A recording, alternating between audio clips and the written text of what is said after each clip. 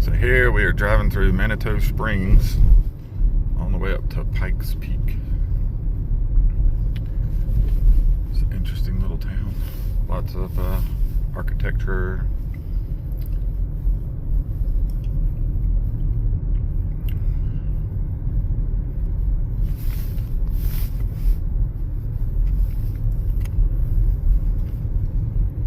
We learned about the racing of the caskets that they do in honor of a lady who was buried up high and due to a flood was unearthed and ended up in the middle of Manitou Springs. Yeah, flood came and she washed down the mountain. In her casket. Yeah. So the speed limits here are pretty much like either 20 miles an hour or 30 miles an hour. And so we're making our turn to go up to the base of the Cog Railway. And the Cog Railway will take us to the top of Pikes Peak. We're choosing to change our date from Monday to today because the cloudless sky that we have today will allow us for better views, and they're calling for rain on Monday. Yeah. So hopefully they'll let us swap our tickets from Monday to today. Yeah. I have learned that the weather here changes very quickly. Yeah. It does. When we came in, it was all cloudy. You couldn't even see the top of the mountain. And then today, it's super clear, which is why we'll go. If we can't change our train pass to go up on top, we'll go drive up there. Or we'll drive to that other lookout spot that God told us about. Yeah. So, lots of places There's going to be views beheld. Mm-hmm. Cog Railway, 3 blocks ahead. Yay.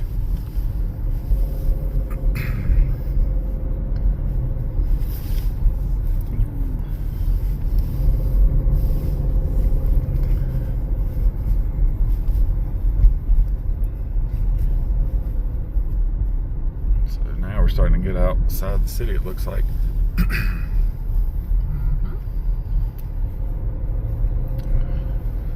Pikes Peak Cog Railway, straight ahead. And there's the stairs, if you see it there. You can walk that. It's like 2,000 steps. 2,000 plus, yeah. 2,000 plus. Yeah, so, not doing that today.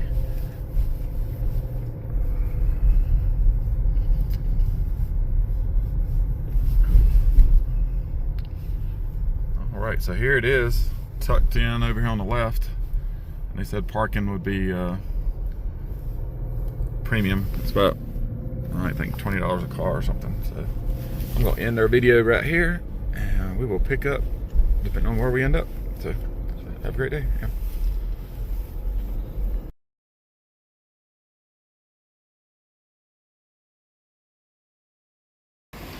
Here is the Cog Railway.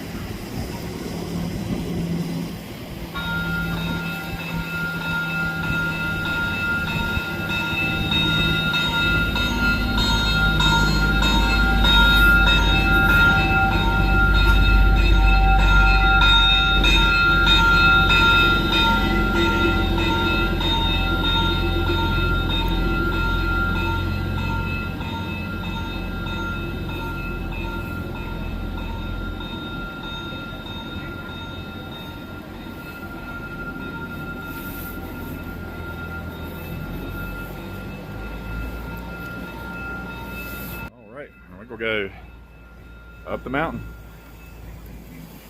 Cool. Be prepared to board with your entire group. Now go ahead and take a look at those tickets, folks. Underneath the barcode, there should be an indication of which car, which row, and which seat you're going to be seated in today. It is assigned seating on today's train, folks. So, if you are in car number 1, you are going to be boarding underneath the blue bridge there where our ticket agent Destiny is waving at you. So go ahead and form a line there if you're on car number 1. If you're in car number 2, you're going to be boarding right in the middle here with me. If you're in car number 3, you're going to be boarding in front of the gift shop down there. Now once you board the train, folks, if you look up above the windows, you'll see little silver placards that indicate which row and which seat you're looking at. So you can use those placards to find your way to your seat. Now a couple of important bits of information before we go today, folks. Today's train will not be reaching the summit. Once again, today's train will not be reaching the summit of Pikes Peak. We'll be going up to about 12,300 feet to a lovely part of the mountain called the Saddle, where we have fantastic views both to the east and to the west, but we will not be reaching the summit today. If you would like to reschedule your ticket or receive a full refund and cancel, you can go up to the ticket office there and take care of that. That's going to be just up the stairs. Take a left. Anyone who does will receive an automatic 30% refund on it. But once again, folks, we are not going to the summit today. Also, folks, there is no outside food or drinks allowed on today's train. If you happen to bring along some coffee, soda, tea, snacks with you, we ask that you finish those off before boarding today's train. The only exception to this, folks, is water in a screw-top container. Water in a screw-top container is allowed on today's train and encouraged. All other outside food or drink is not allowed. Now, folks, another important thing to know, there are no restrooms on today's train. No, not even a secret one for the staff or something like that. There are no restrooms on today's train. So that means once the train is moving, your next available restroom will be over an hour and a half away once we get back down to Manitou. So we do urge you to take care of any bathroom business before you board today's train. Bathrooms are located in that blue trim building on the east end of the depot there. And finally, folks, once we get up above tree line, it is going to get very cold and very windy. Some people might have their windows down, so if you did not bring along any cold weather gear, we do sell scarves, blankets, and hoodies in our gift shop located on track number 1. And finally, folks, there is no smoking or vaping allowed on today's train. If I see you smoking on today's train, I'll assume you're on fire, and I will come after you with a fire extinguisher. With that, the 10 o'clock train will begin boarding now. All aboard!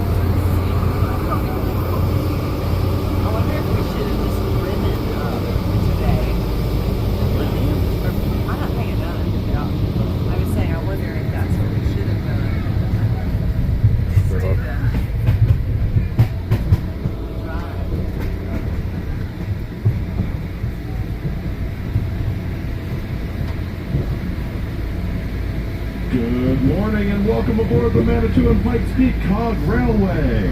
Today's trip is going to be taking us along 6.5 miles of track to an elevation of about 12,300 feet to a gorgeous part of the mountain known as the Saddle, where we'll have fantastic views to both the east and the west.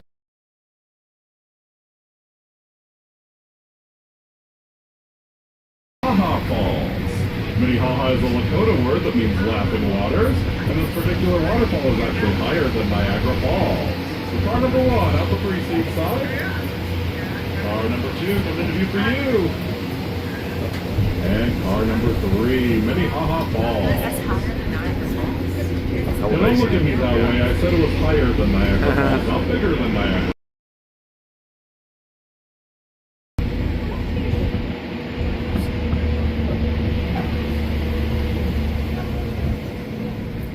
Now, folks, it is a very marvelous morning here on the mountain. The snow is starting to melt. We're rolling along nice and smooth.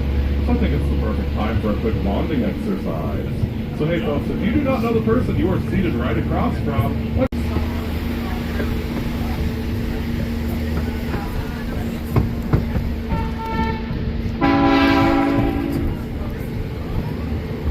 about 3-seat side, we do have one of our other trains that we're passing by. This is one of our older ones. That's cool. It is being driven by Eric and Josh.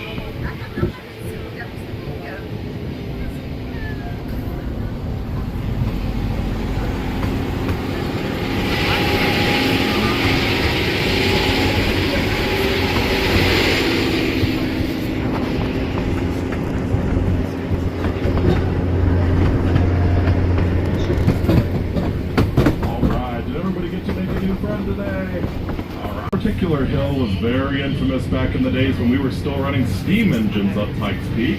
The poor fireman whose job it was to shovel the coal into the firebox, he would have to work and work just as hard as he possibly could to get up this steep hill. And by the time they reached the crest of this hill, that exhausted fireman would turn to his engineer and he would say, "Man, that hill was a son of a gun."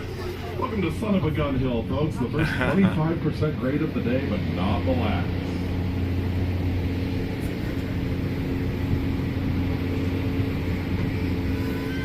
Now, people do often ask me if we have issues with rocks falling on the tracks, and yes, we sometimes do. In fact, just the other day around this corner, we noticed a rock sort of looming on. Number one should be in view for you right now. Car 2 coming up on that 3-seat side. Yeah, I think it just needs a fresh coat of paint, right? That fixes that right up. Wow. And car number 3, there it is at the 3-seat side. Right on the water. Notice that fur trapper's cabin was a little too rustic for your taste. Well, believe it or not, folks, we actually used to have a very luxurious hotel. Flat area where the railroad station used to be, you will see a sign indicating that this was the halfway house. So car number 1, we're getting to the flat area now. Keep your eyes peeled up that 3-seat side to the side. Car number 2, the sign should be coming into view for you momentarily. And car number 3, coming into view for you on that 3-seat side. See it.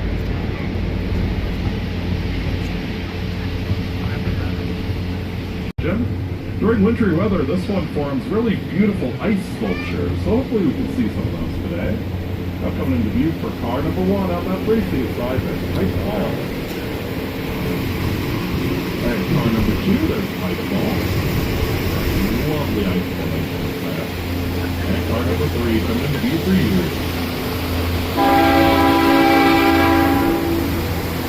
Now, speaking of that hydroelectric system, folks, we're about to pass through the scenic town of Ruxton Park, population 4. Now, if you look out the 3-seat side window there, folks, you will see that white house. That is the caretaker's house. They work on the hydroelectric plant. That house was actually constructed with some of the wreckage of the Halfway House Hotel when it burned down. Now, if you keep looking out that 3-seat side and look back, you will see that stone building there. Folks, that is the hydro plant itself, and this particular plant is actually very unique. It is the oldest continuously operating hydroelectric plant west of the Mississippi. It's actually been in action since 1925, and to this day it continues to provide power to about 200 homes in the region.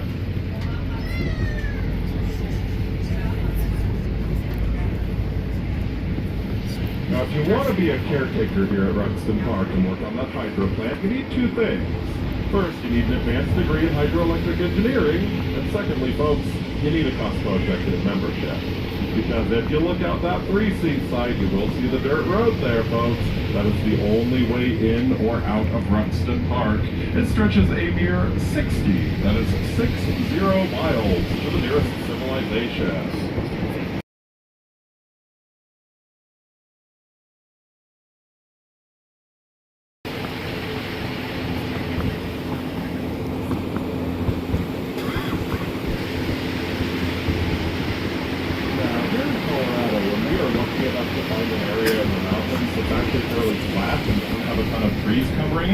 We refer to that area as a park. And coming up in just a moment on the 2-seat side, you're going to be able to see Deer Park.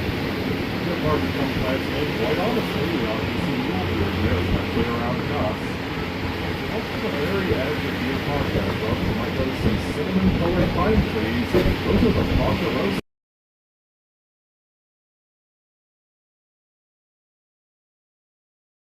On this mountain, the Spanish were here in the 1600s. They referred to the mountain as El Capitan, the captain, or Montaña del Sol, the mountain of the sun.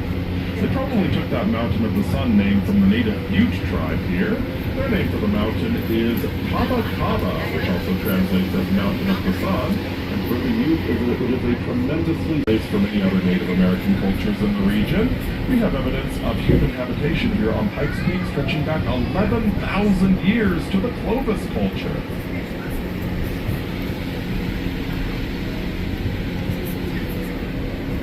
Now, As we look out that 3-seat side, folks, we will have a fantastic view of Lion's Den, those big boulders down in the valley there. Lion's Den got its name because forest rangers often see mountain lions sunning themselves on top of those big boulders there. And folks, we believe that this is about as far as Pike got on his expedition. So right around here is where he decided to turn around. He's still got a long way to go.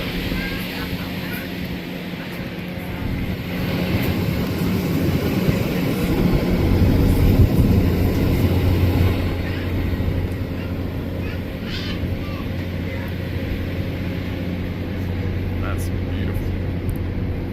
Look out, buddy. Look out there.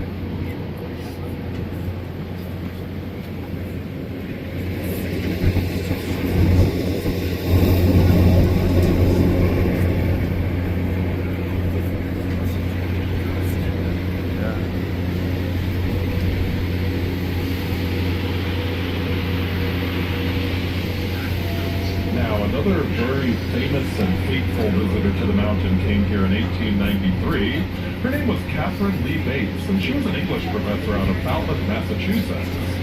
Now, Miss Bates came here to Colorado. She was teaching a guest course at Colorado College down in Colorado Springs, and she decided one day that she would like to go up Pikes Peak, so she took the mule-drawn carriage and started making her way up.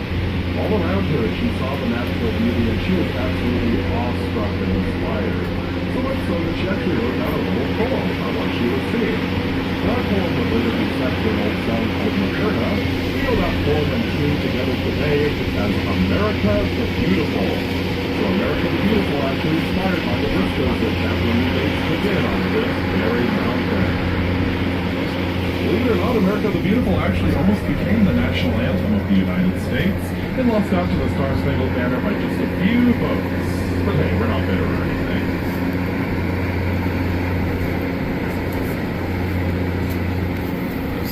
And now as we come around the corner here, folks, the trees are going to clear away. We are going to get one of those views that so inspired Catherine Lee Bates out the 3-seat side. Welcome to Inspiration Point.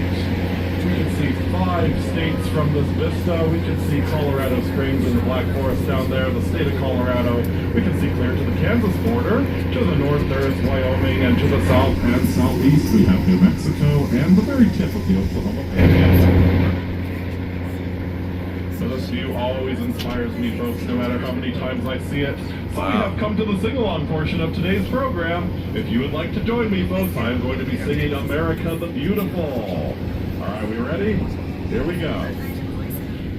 Oh, beautiful for spacious skies, for amber waves of grain, for purple mountains' majesty above the fruited plains. America, America, God shed his grace on thee, and crown thy good with brotherhood, from sea to shining sea. Yay. Great job, folks, great job. All right. Moraine out the 3-seat side. Lake Moraine is actually the only natural lake on the mountain. It formed several thousand years ago at the end of the last ice age as a glacier retreated up the mountain. It actually deposited all of those boulders that we see in Lion's Den, and then it melted right there on that spot, formed a lake about 46 feet deep at its deepest. If you look on the near side of Lake Moraine, you will notice that we do have a dam there. That dam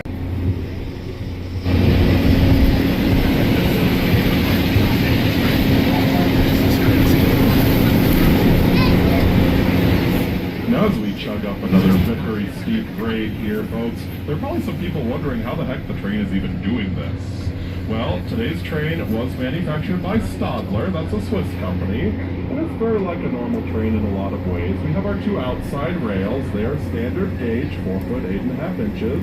However, the real magic is happening on that 3rd inside rail. You'll probably notice another fascinating organism because of their longevity. The oldest bristlecone pines that we're aware of here on the mountain, they come in at about 22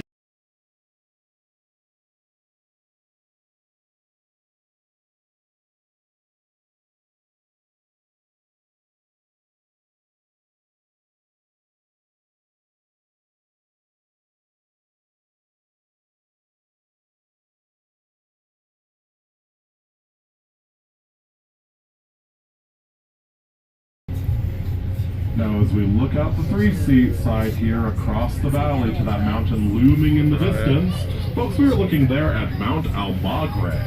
Mount Almagre is also known as the Calendar Mountain because it comes in at exactly 12,365 feet.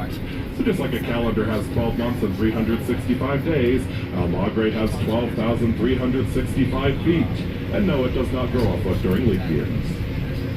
If you look to the right at the summit of Mount Almagre there, you'll notice another mountain with some antennas on the top of it. Folks, what you're looking at there is a weather station that keeps an eye on the constantly changing weather conditions here in Colorado from that elevated perch.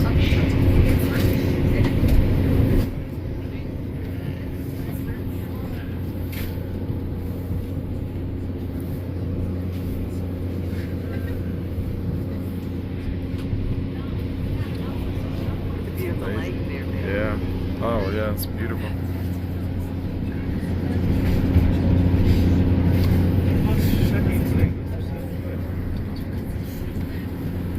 Well, hey now, who just turned off the trees? So folks, we have reached about 11,500 feet in elevation. We are experiencing a phenomenon known as tree line or timberline. So right around this part of the mountain, it simply becomes too cold and too windy, and the soil quality is too poor to support any more tree life. So as we leave the cover of the trees, we also leave the montane climate region behind us. Folks, we are now entering into the subalpine or Arctic climate region here at the top of Pikes Peak. Now, of course, entering into a new climate region means that we have different animals that we see up above tree line. Some of the animals that we commonly see include Rocky Mountain bighorn sheep. We will still see some black bears from time to time. We will also see some smaller animals like yellow-bellied marmots and pikas, and we will even see some very cool birds like golden eagles, nuthatches, and my personal favorite, the Arctic raven. Arctic ravens are black birds. They look like any other raven, but what really sets them apart is their massive intelligence. Folks, scientists have assessed the Arctic raven. They've come to the conclusion that they have the intelligence of about a 7-year-old hurricane. That's cool.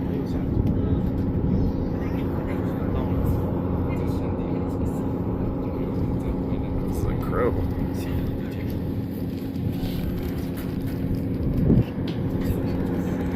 Now, despite the high winds, the cold temperature, and the lack of oxygen up here, folks, believe it or not, there actually were humans living here at Windy Point. First half of the 20th century, there was...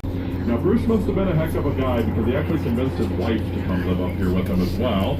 And while they were living here at Windy Point, his wife gave birth to a baby boy. Little Johnny Taggart was born here at 12,129 feet of elevation. With a pedigree like that, Johnny was pretty much destined to come work on the Cog Railway too.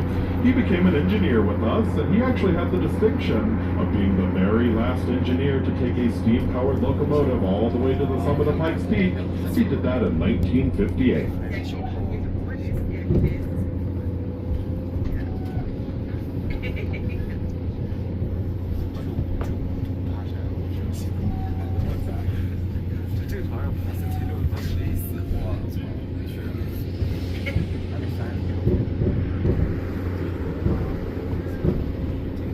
As we come around the corner here to Windy Point, folks, that little shack that the Taggarts lived in is going to come into view out your 2-seat side. We're at 12,129 feet of elevation. Oh, yeah. Wow. There's a little house over there. Now, folks, if you look around you and look at the rocks that are all around us, it's a little difficult to tell since the snow is covering them all.